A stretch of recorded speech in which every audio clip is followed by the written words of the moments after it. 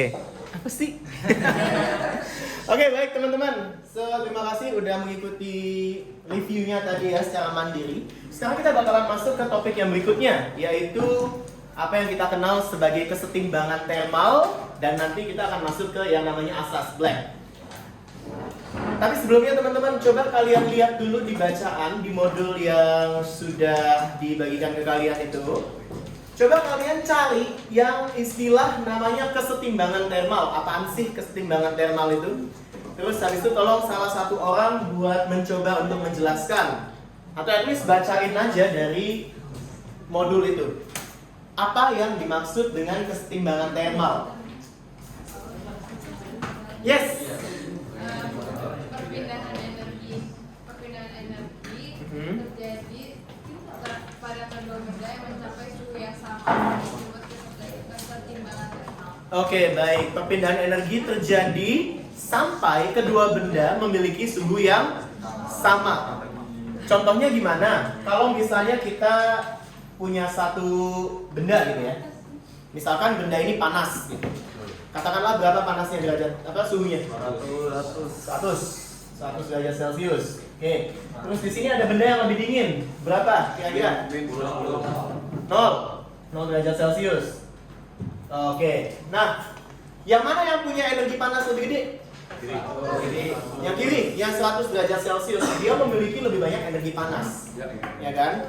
Dan energi panas itu menerapkan nilai apa? Compassion, ya kan? Kenapa begitu? Dia peduli sama orang yang berkekurangan. Dia berusaha untuk menghangatkan hati yang dingin. Gitu kan? Berarti yang sebelah kiri ini akan memberikan energi panasnya dalam bentuk kalor menuju ke tempat yang lebih dingin. Akan terus terjadikah? Enggak, suatu saat dia bakalan stop. Kapan dia akan stop? Kalau keduanya sudah mencapai suhu yang sama. Udah adil. Ya, contoh aja kalau misalnya kamu punya uang 100.000, teman kamu punya 1.000 doang, terus kamu mau samain. Masa iya kamu punya lebih dikit dari dia terus kamu masih terus ngasih gitu kan? Rugi dong.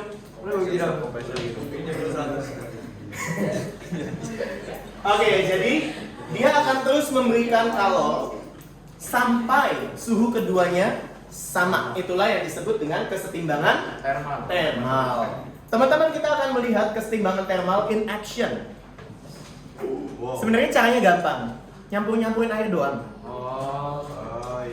Tapi nanti kalian cek gitu ya, sebelum nyampurin, kalian lihat yang air panas itu suhunya berapa, yang air dingin berapa, terus kalian campurin, nanti kalian lihat perubahan suhunya kayak gimana. Oke, ini air panas apa dingin? Panas. Air panasnya suhunya berapa? Coba dikasih lihat.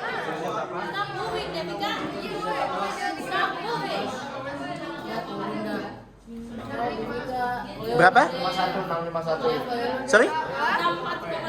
Lah tadi 6. Turun ya suhunya ya. Kalau yang air dingin berapa? Udah nyoba? 27,4. Oke. Nah, sekarang coba kalian campurin. Terus habis itu kalian perhatikan bagaimana suhunya air panas itu berubah. Oke, silakan.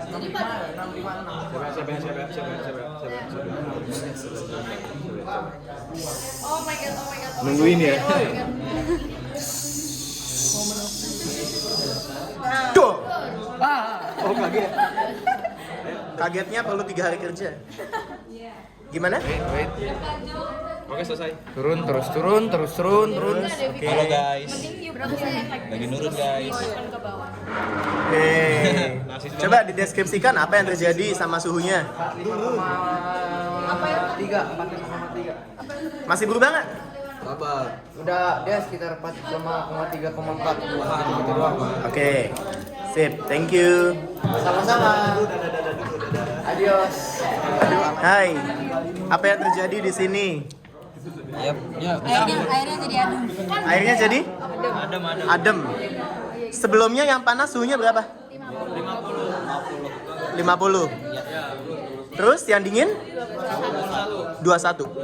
Oke, terus sekarang apa yang terjadi sama suhunya? Jadi berapa? Jadi 31. 32. Anggapannya 32. Sekitar 32 derajat Celcius ya. Apakah dia udah stabil sekarang?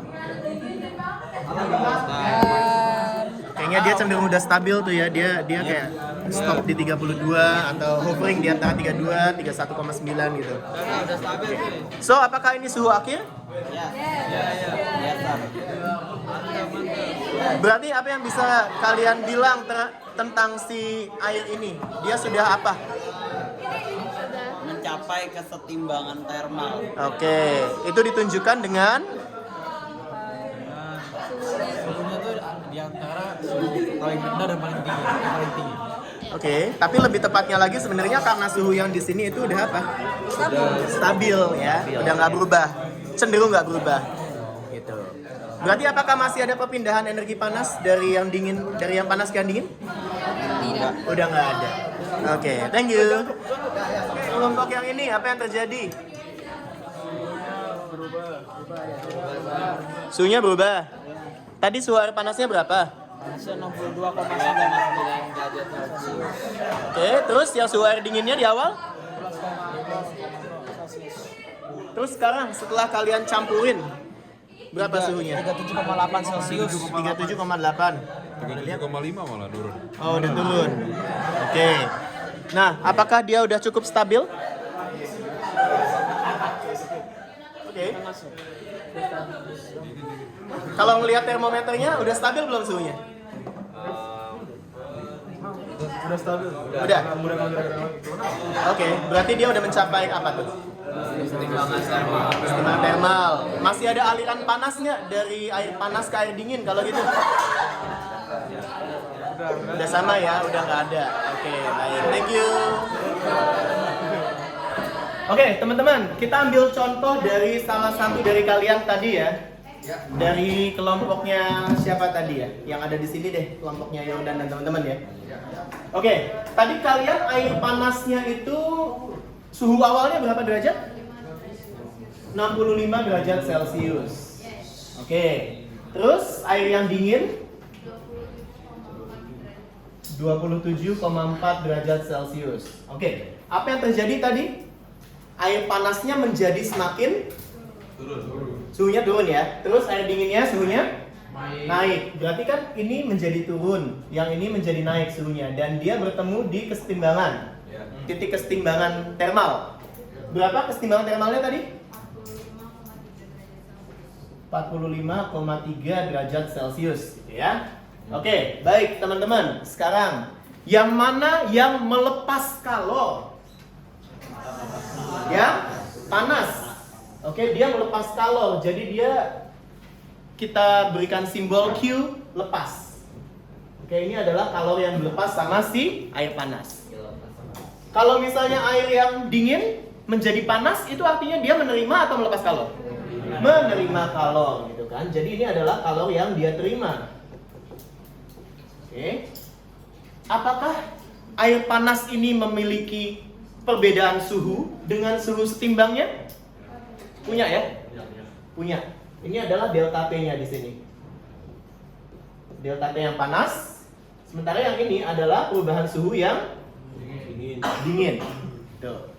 Nah, teman-teman, ternyata ya, untuk mencapai kesetimbangan termal, jumlah kalor yang dilepas sama air panas itu sama dengan jumlah kalor yang diterima oleh air dingin. Jadi keduanya ini memiliki hubungan sama dengan, dan itulah yang disebut dengan asas Black. Dari fisikawan Joseph Black. Wait, kalau nggak salah. Iya, harusnya Joseph Black. Gitu. Nah, bunyinya adalah seperti ini. Kalau misalkan ada dua benda atau dua zat yang suhunya berbeda, saat mereka in contact atau bersentuhan dengan satu sama lain, maka jumlah kalor yang dilepas oleh yang panas itu akan sama dengan jumlah kalor yang diterima oleh yang dingin. Dan itu terjadi sampai mereka suhunya sama, yaitu pada saat mencapai kesetimbangan termal. Oke.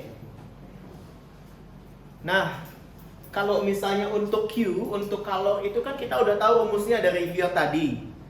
Berarti kita bisa membuat sebuah hubungan. Oke, yang pertama kita hubungannya dari apa? Dari Q yang dilepas itu sama dengan Q yang diterima.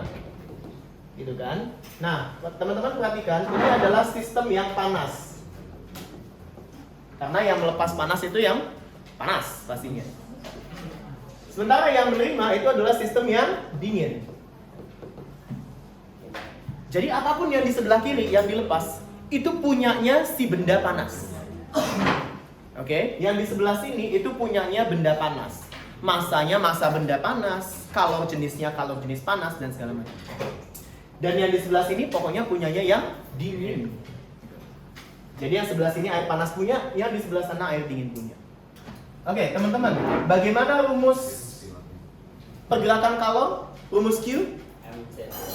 M massa dikali C kalor jenis dikali delta T. Berarti kita bisa ubah yang sebelah kanan, yang sebelah kiri menjadi massanya yang panas dikali kalor jenisnya yang panas dikali perubahan suhu yang dialamin benda panasnya atau yang melepas kalor. Sama dengan, ya sama halnya, massa dikali kalor jenis dikali perubahan suhu yang diterima, yang dialami oleh benda yang menerima kalor atau yang dingin. Gitu. Oke, jadi inilah yang kita sebut sebagai asas black. Lupa saya mulai. Oke, di sini ada besi bersuhu 230 derajat Celcius yang dicelupkan ke dalam air dengan suhu 10 derajat Celcius. Pertama, kalau misalkan ada soal seperti ini, kita harus identifikasi dulu mana sistem yang panas dan mana sistem yang dingin. Di sini ada dua benda, besi sama air. Yang mana sistem panas? Besi. Berarti air adalah sistem yang dingin. Jadi yang melepas kalor itu yang mana? Oke, besi. Ya, besi ini melepas kalor, jadi dia Q-nya dilepas. Oke. Dan air yang menerima. Apa yang terjadi saat besinya dicelupkan?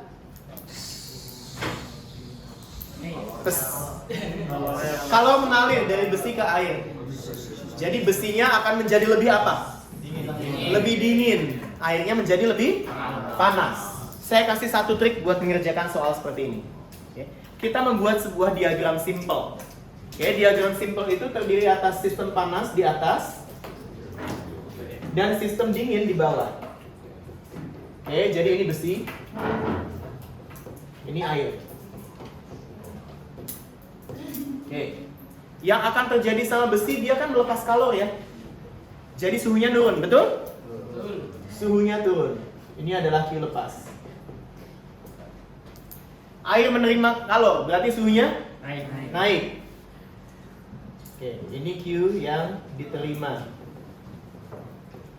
Oke, dan dia akan mencapai apa ini di sini? Kesetimbangan termal. Ini akan menjadi suhu kesetimbangan, suhu equilibrium, TE, suhu setimbang, atau TC, suhu campuran, terserah. Oke. Nah, berarti teman-teman, kita bisa mulai mendata. Apa yang kita ketahui? Massa besinya berapa? Nggak tahu. Kalau jenis besinya berapa? Nggak tahu. Tapi apa yang kita ketahui dari besinya? Kapasitas kalor dan juga suhu awal. Oke. Jadi kita lihat, suhu awal besinya berapa? 230 derajat Celcius. Kapasitas kalor, simbol H. Oke. H. Kapasitas kalornya berapa? 450 kalori per derajat Celcius. Oke. Itu punyanya besi. Sekarang air. Massa airnya berapa? Massa air. Nggak tahu. Itu yang dicari kan? Nih. Berapa massa air? Tinggalin aja. Oke, tinggalin aja. Terus, kalau jenis air berapa? Dalam kalori per gram derajat Celcius. Coba lihat di buku bacaan, lihat di modulnya berapa? 4200 itu dalam joule per kilogram derajat Celcius. 4,2 itu joule per gram derajat Celcius. Kita pakai kalori di sini. Ya. 1 kalori per gram derajat Celcius. Suhu awal airnya berapa? 10 derajat Celcius. Ada informasi yang kita lewat nggak?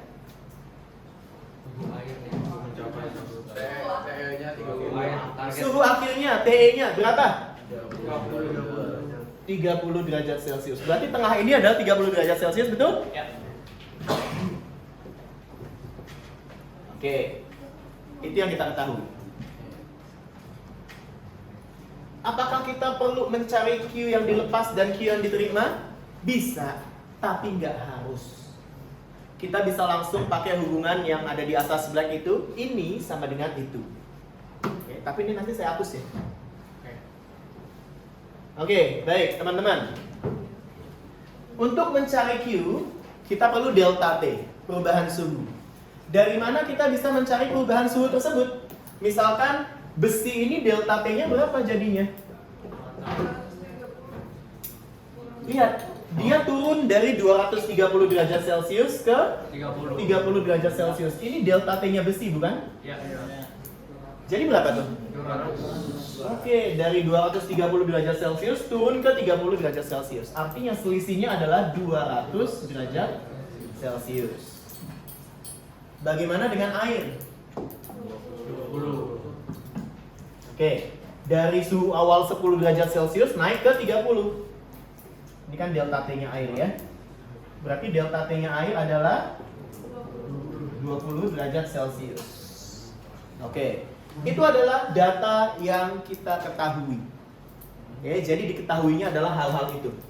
Kalau misalnya nanti kalian diketahuinya langsung membuat diagram seperti ini, itu juga bisa dinyatakan benar. Gitu. Jadi nggak cuma kayak massa sama dengan berapa, delta T berapa, C sama dengan berapa. Tapi kalian bisa juga membuat diagram seperti ini untuk yang diketahui. Oke, mari kita lanjut teman-teman. Kita langsung apply asas Black di sini ya. Bagaimana dia rumusnya? Kalau yang dilepas oleh benda panas sama dengan kalau yang diterima benda yang lebih dingin gitu ya. Kok merah? Kalau merah enggak apa-apa. Berarti Q lepas sama dengan Q terima. Nah, Q lepas ini punyanya siapa? Besi atau air? Besi. Oke.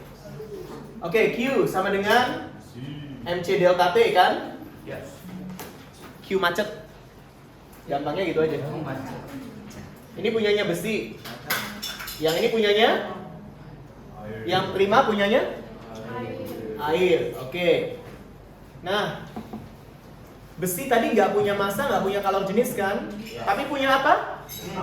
Punya kapasitas kalor. Karena kapasitas kalor itu sama dengan M dikali C. Berarti kita bisa ubah menjadi kayak gini.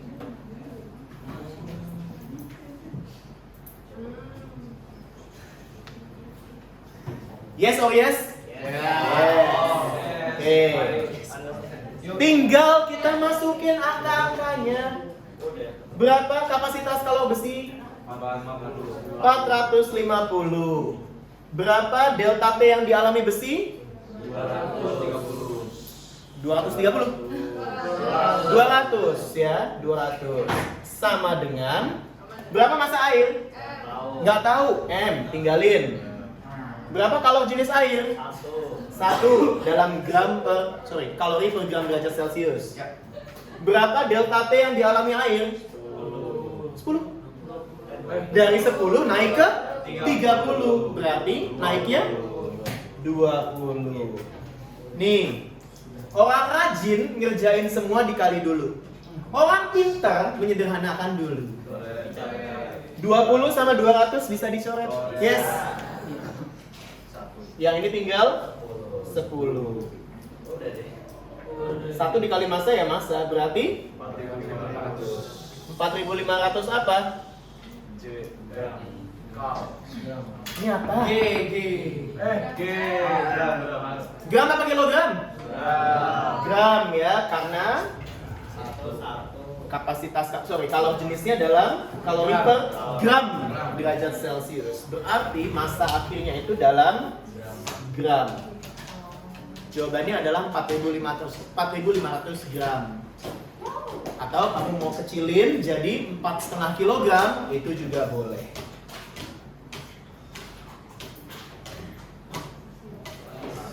Oke, nah ini yang kedua. 50 gram air dengan suhu 20 derajat Celcius ditambahkan ke 100 gram air dengan suhu 80 derajat Celcius. Kita tahu kalau jenisnya 1 kalori per gram derajat Celcius. Berapa suhu campuran saat mencapai kesetimbangan termal? Oke. Jadi yang dicari sekarang apa ya? TE, suhu equilibrium atau suhu setimbang, suhu akhir. Dari panas, ini dingin. Dan yang panas akan melepas kalor dan yang dingin akan menerima kalor. Dan mereka akan mencapai suhu setimbang. Oke. Apa yang kita tahu dari air panas? Masanya berapa? 100 gram. Kalau jenisnya berapa? 1 kalori per gram derajat Celcius.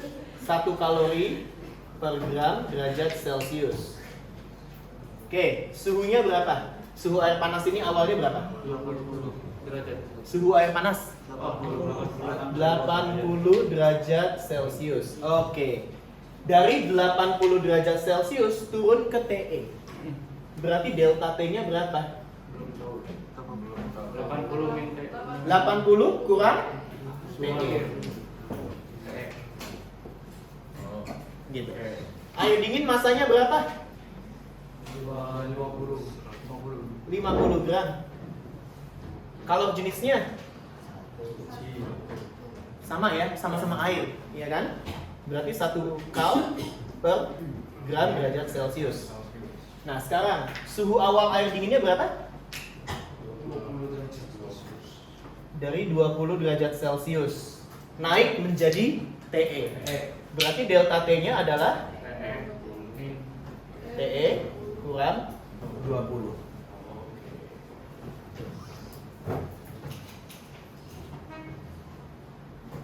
Mirip dengan yang air panas. Bedanya di massa sama di delta T-nya. Pokoknya untuk delta T kita ambil aja yang tinggi kurang yang rendah. Yang melepas panas tadi air apa? panas. Air yang lebih panas. Berarti ini adalah MC delta T milik air panas. Sama dengan MC delta T miliknya air dingin. Oke. Berapa massa air panas? 100. Berapa kalau jenis air panas? 1. Berapa delta T-nya air panas? 80 kurang TE. Oke. Sekarang kita lihat yang air dingin. Berapa massa air dingin? 50. Berapa kalau jenisnya air dingin? 1. Dan berapa delta T-nya air dingin? TE dikurangi 20 ya. Oke. Apa yang bisa kita sederhanain di sini? 100 sama 50.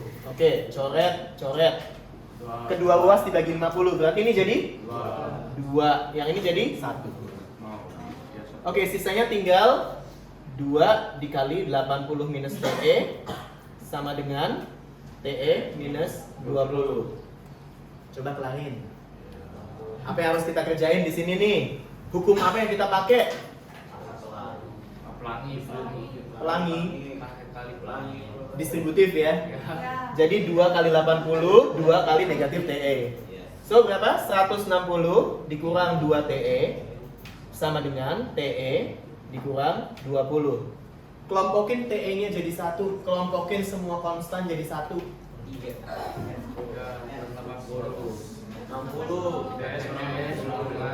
180 sama dengan 3 TE. Berarti TE-nya sama dengan 60 derajat Celcius. Jadi lebih dekat ke air panas atau lebih dekat ke air dingin tuh? Lebih dekat ke air panas karena banyakan air panasnya. Ya. Yes. Kalau mereka semua, kalau air panas dan dinginnya itu sama banyak, baru nanti mereka ketemunya di tengah-tengah.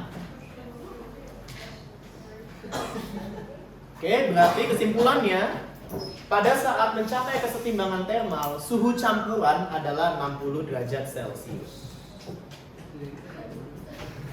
Oke, apaan sih? Ya ampun.